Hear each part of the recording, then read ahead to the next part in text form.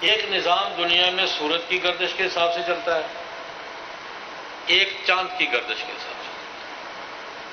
سورج کی گردش والا سال شمسی سال کہلاتا ہے، جنوری، فروری، مارچ، اپریل، مئی، جون۔ سورج کی گردش جہاں سال میں مکمل ہوتی ہے تو وہ مہینے تقسیم ہو جاتے ہیں، اور ایک قمری سال کہلاتا ہے، محرم، صفر، ربیع الاول، ربیع الثانی۔ ہماری عبادات کا نظام دونوں حرکتوں سے متعلق ہے، سورج سے بھی، چاند سے۔ ہماری عبادات میں، شرعی معاملات میں سورج کی گردش کا اعتبار بھی ہے اور چاند کی گردش کا اعتبار۔ ہم نمازوں کے اوقات سورج کی گردش سے، فجر کس وقت ہے، ظہر کس وقت ہے، عصر کس وقت ہے، مغرب کس وقت ہے، عشاء کس وقت ہے، ساری نمازوں کے اوقات کا تعلق سورج کی گردش سے۔ سورج کے آگے آگے، سورج کے پیچھے پیچھے۔ سورج کا دورانیہ بڑھ جائے گا تو نمازوں میں وقفہ زیادہ ہو جائے گا، سورج کا دورانیہ کم ہوگا تو نمازوں میں وقفہ کم ہو جائے گا۔ ہماری روزمرہ نمازیں سورج کے حساب سے۔ رمضان کا روزہ بھی سورج کے حساب سے ہی ہے۔ طلوع فجر، غروب آفتاب، اس کا تعلق سورج سے ہے، اس کا تعلق چاند سے نہیں ہے۔ طلوع فجر سورج کے طلوع سے پہلے ہوگی اور غروب آفتاب سورج کا غروب ہے۔ ہمارے روزے کے دورانیہ کا تعین بھی سورج کی گردش سے ہے۔ ہاں، ایک فرق ہے، اصولی بات ہے، ہمارے ہاں شریعت میں دنوں کا تعین چاند سے ہوتا ہے، اوقات کا تعین سورج سے۔ ہم جب ایام طے کرتے ہیں، یہ شب برات ہے، یہ شب معراج ہے، یہ شب قدر ہے، یہ ایام بیز ہیں، اور یہ جناب ایام حج ہیں، یہ جو ایام جب طے کرتے ہیں، اور رمضان کا مہینہ ہے، یہ محرم کا مہینہ ہے، یہ عاشورہ ہے، ایام اور مہینے جب طے کرتے ہیں تو ان میں اعتبار ہوتا ہے چاند کا، لیکن جب اوقات طے کرتے ہیں تو ان میں اعتبار ہوتا ہے سورج۔ اسی روزے میں دیکھ لیں، روزے کے دن کا تعین چاند سے کریں گے، یہ پہلا روزہ ہے، یہ 27واں ہے، یہ 29واں ہے، یہ 21واں ہے، اس کا تعلق چاند سے ہے، لیکن روزے کا وقت جو طے کریں گے تو اس کا تعلق سورج سے ہے۔ حج کے ایام کا بھی یہی حال ہے، حج کے ایام طے کریں گے چاند سے، آج یوم ترویہ ہے، آج یوم الحج ہے، آج یوم الاضحیٰ ہے، اب یہ ہے، لیکن حج کے اوقات اور اعمال کا تعین سورج سے ہے۔ رمی کس وقت کرنی ہے، مزدلفہ کب جانا ہے، عرفات سے کب آنا ہے،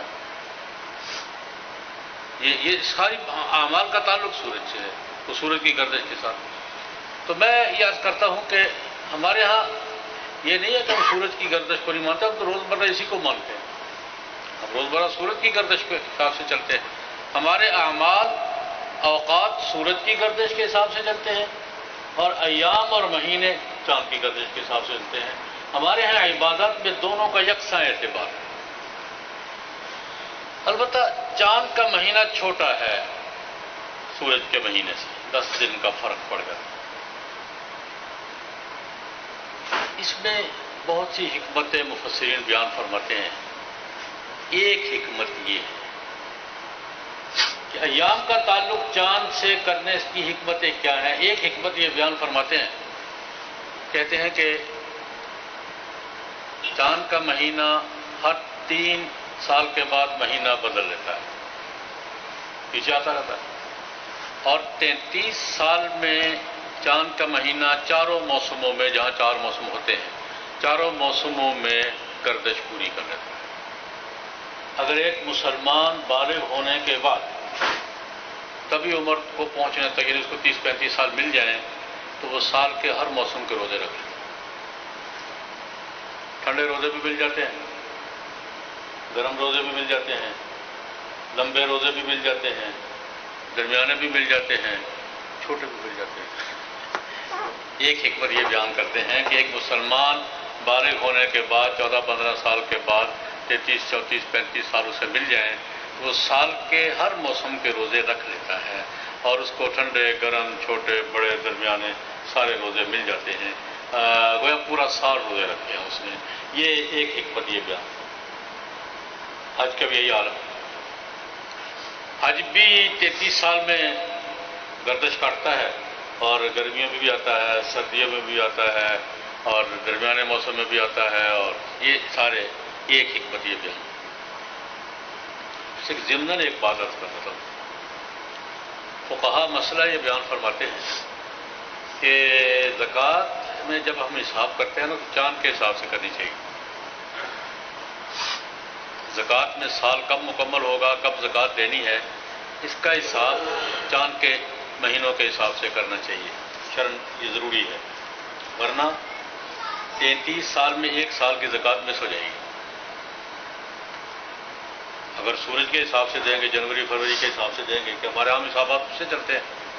اگر کوئی آدمی سالانہ زکوٰۃ جنوری فروری کے حساب سے دیتا ہے تو 33 سال کے بعد ایک سال کی زکوٰۃ مس ہوگی. یہ 34 ہوں گے، وہ 33 ہوں گے. یہ ضمنی مسئلہ میں نے اس کے فقہائی بیان فرماتے ہیں کہ ہمیں زکوٰۃ وغیرہ کا حساب چاند کے حساب سے کرنا چاہیے تاکہ درمیان میں کوئی سال مس نہ ہو، وہ پورا ہو جائے.